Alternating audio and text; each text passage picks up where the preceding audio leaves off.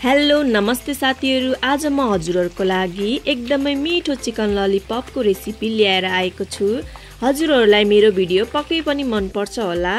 हामीहरुलाई chicken lollipop गराउनको लागि कुखुराको पखेटा चाहिन्छ। मैले 1 केजी कुखुराको पखेटा ल्याएको छु।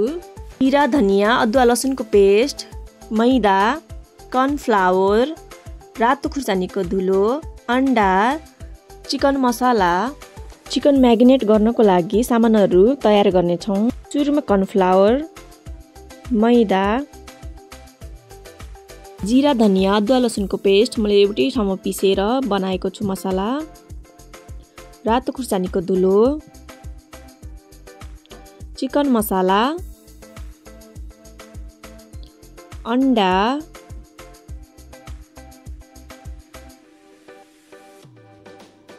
बेसार, स्वाद अनुसार नुन, कालो मरिचको धुलो, तेल। सबै सामानलाई राखिसकेपछि मजाले मिक्स गर्ने।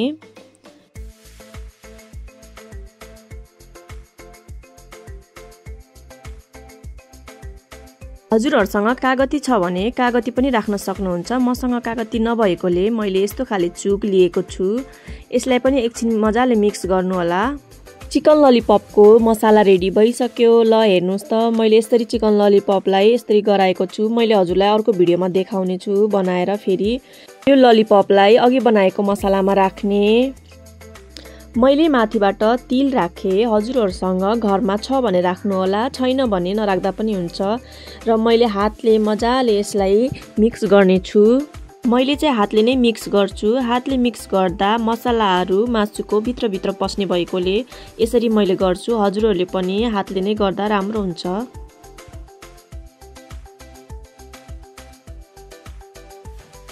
मसला मिक्स भइसकेपछि यसलाई चाहिँ हामीले 3-4 घण्टाको लागि फ्रिजमा राखिदिने छौं। 3-4 घण्टापछि हामीले निकालेर अब हामी यसलाई फ्राई गर्ने छौं। त्यसको लागि सुरुमा मैले प्यान तताएको छु। त्यसमा तेल राख्ने। ग्यासलाई मिडियम टु हाई गर्नु होला। तेल तातिसकेपछि ललिपपलाई राख्ने।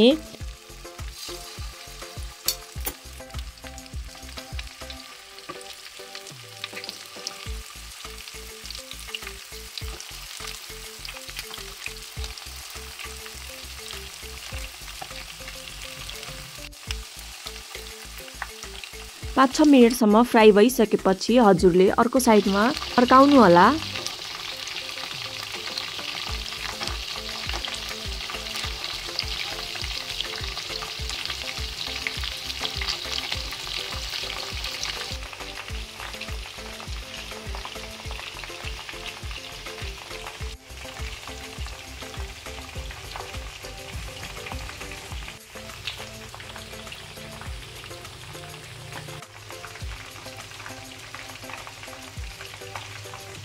चिकन ललिपप रेडी भइसक्यो। अब यसलाई मैले यसरी निकाल्ने छु।